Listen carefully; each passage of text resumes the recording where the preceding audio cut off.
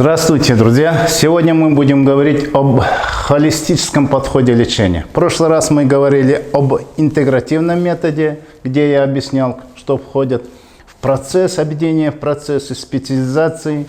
А холистический метод – это холис от слова греческого объединение, рассмотрение в целом. То есть на сегодняшний день мы знаем, да, есть кардиолог, рассматривает сердце, уролог, другой-то орган, терапевт или там какие-то гинекологи, какой-то орган.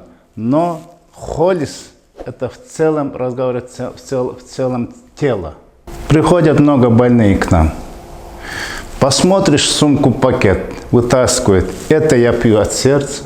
Это у меня когда приступы в желудке, печени.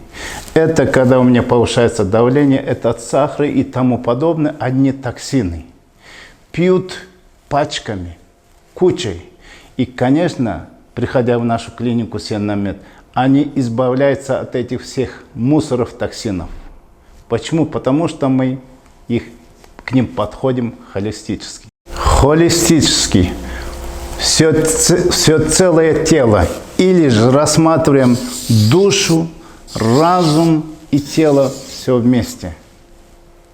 В нашем методе душа – это метод чтения рукъи Корана, где очень шикарно, мощно помогает, это медитация, как называется, чтение Корана при лечении многих болезней, касающихся эмоций и психики. Также лечение разума. Мы помогаем, советуя, давая нам, как являюсь психологом, психологическая консультация. И у нас есть другие психологи, мы с больными работаем индивидуально, ищем причины этих болезней.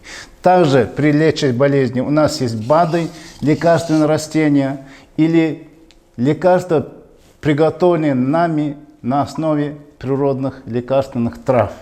Это из Корана и Сунны, лечение методом Корана и Сунны, или пророческая медицина. Также много чаи, хиджама, физиолечение, как я вам говорил. И вот это есть подход холистический, где ибо Платон говорил, нельзя лечить какую-то болезнь тела, не леча душу. Ибо все болезни приводят к нарушению или болезнь души. Поэтому, что касательно души, болезнь, которая приводит всякие эмоции, это страх, это переживание, это боязнь, это зависть, это гнев. Вот такие эмоции, которые приводят сегодня к болезням,